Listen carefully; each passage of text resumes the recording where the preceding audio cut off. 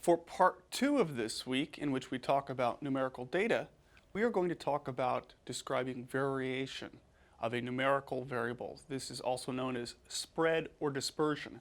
So far we've talked about a measure of central tendency and measures of position or location. But sometimes you want to know how spread out a set of observations or data points are.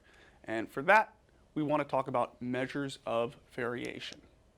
So just to be clear, these measures of variation or spread include the range, the interquartile range, the variance, and the standard deviation. So we've talked about personal income, and we have this data set of personal income. We have two columns. These two variables are income and age, and then we have about 1,000 rows, 1,000 observations. And we've talked about what the measure of central tendency is for the income distribution, and we have an idea about position or location of the data. So we know what incomes are for the bottom and top 1% and other percentiles. But we also want to know just some kind of measure about the overall spread or dispersion or variation. To put it another way, we might want to ask how much variation is there in the income of people in this data set. Well, there are several different ways of really talking about measures of variation. As I mentioned earlier, these measures of variation are known as spread, dispersion, variability. That all means the same thing. When we talk about the mean, the median, and the mode, those measures of central tendency, they give us information about the middle part of a set of observations. It gives us an idea of what sort of the typical observation is in a set of observations. But these measures really don't tell us much about the spread, the dispersion, the variability of the data. And for that, we talk about measures of variation. There's several different kinds of measures of variation, but let's go through sort of an example of one. So suppose you have these two sets of observations. You have a set of observations that are simply 5, 5, 5, 5, 5. So you have 5 data points, all exactly the same. Then you also have a different set of observations of 1, 3, 5, 8, and 8. Now just looking at those two sets of observations, I think most people would say that the second set, it has more variability. You just see that the data points differ more for the second data set than for the first, because the first data set consists of the same value repeated 5 times. You simply have 5, 5, 5, 5, 5. The one point, though, is that if you just look at a measure of central tendency, for both of these data sets, the mean and the median is the same. For both, the mean is 5, and for both, the median, or the 50th percentile, is 5. So measures of central tendency don't always get at the sort of idea behind the variability, the range, the variation of the data set. And so for that, we need different measures. So the other point I would say is that the mode differs slightly, but it still doesn't tell us much about the variability. For the second data set, the mode is 8, and for the first data set, the mode is 5.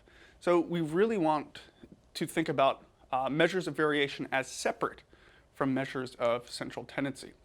The most commonly used basic measure of variation is the range, which is really simply the difference between the maximum and the minimum value of a set of observations. It's as I mentioned, it's the most commonly used measure of variation, and it's also just the simplest. You often see people just talk about, when you have a set of observations, the sort of first step is just say, well, what's the maximum value and what's the minimum value? Just as sort of a first grasp of how varied a set of observations are. So let's look through an example. In this first, suppose you have a small set of observations of 1, 2, 3, 4, and 5. So you have 5 observations with these sets of values. The range is simply the max value minus the minimum value. So the maximum is 5, the minimum value is 1 for that first set of observations, and so the range is 5 minus 1, or 4. Suppose you have a different set of observations of 1, 2, 3, 4, and 10.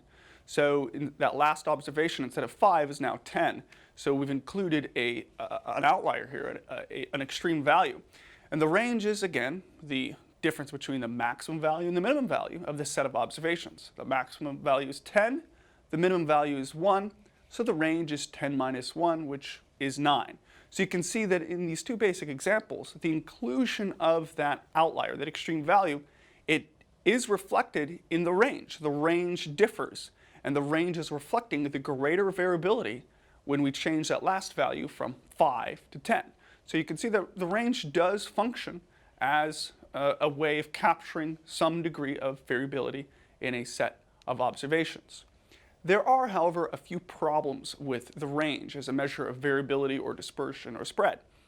First of all, the range, what it does is it neglects the information within the range. So range is simply the maximum value minus the minimum value. But all those observations in between those two endpoints are effectively ignored with the range. And so the range is not going to capture the variability within those two endpoints. So for example, suppose we have a set of observations, a small data set that consists of 1, 2, 2, 2, and 5.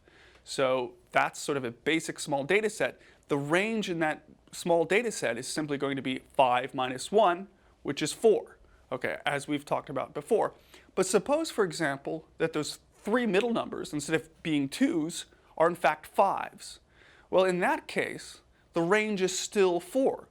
But the second version of the data set actually has less variation because you have 4 5s instead of 1 5. So the problem is that effectively the range ignores the three middle numbers of this small data set. And so it's not capturing all of the variability in the set of observations. And that's one limitation. Another problem with the range is that it is in fact sensitive to outliers. Because the range is really just the two, based on the information from the two endpoints, just altering one of those two endpoints can really change the measure of variability in a way that might be misleading if it's based on only a few outlying points. So for example, in the first case, when you have a set of observations of 1, 2, and lots of 3s, the range is going to be, is simply going to be 3, all right? But what happens if you change that last data point from a 3, okay, or 4 into 95? Well, the range is going to be 95 minus 1, which is 94. So you can see that the range is quite sensitive to how these extreme endpoints are changed, because it's based on the endpoints. If you change one of the values of the endpoints, the range will change. So another way to put it is that the range is sensitive to extreme values, otherwise known as outliers, right? The range changes based on just the alteration of one data point.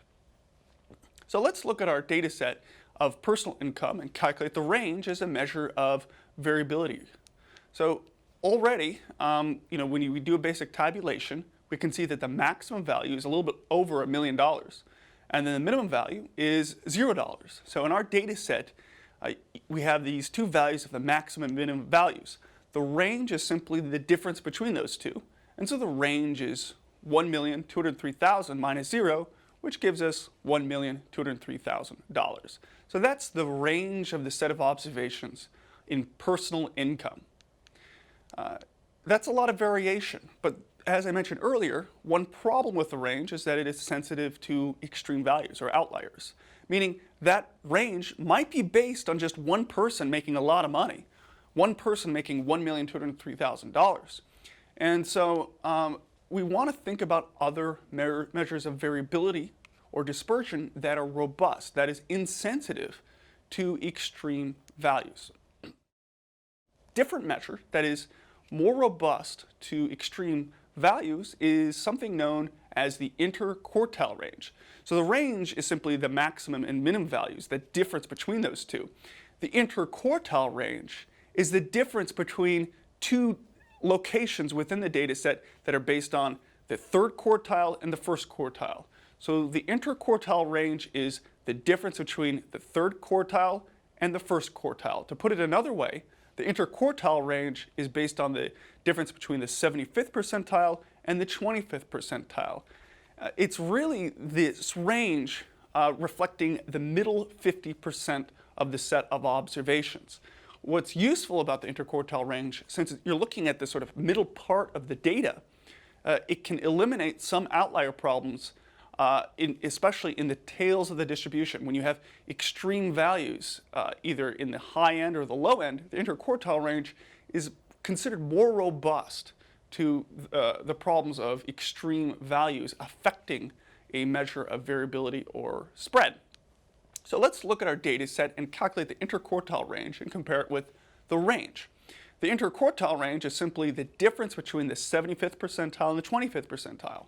So to put it another way, we're trying to find the difference between the third quartile and the first quartile. Remember, the third quartile is the 75th percentile and the first quartile is the 25th percentile.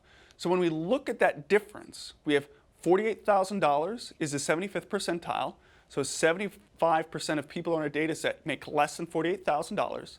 And then the first quartile, the 25th percentile, is $8,600. So 25% of people in our data set make less than $8,600.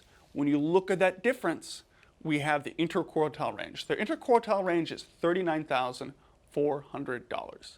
So to put it another way, this measure of variation based on these quartiles, it gives us an idea of the range of the middle 50% of the data. 50% of the observations are in that middle part between the third quartile and the first quartile, and that range gives us an idea of how varied that middle part is of our set of observations. Now, if you compare the interquartile range with the range, notice that it's much, much smaller. And that reflects the fact that the interquartile range is more robust. It's less sensitive to outlying or extreme values. And with that, we will talk in a little bit about other measures of spread and variation that you might encounter.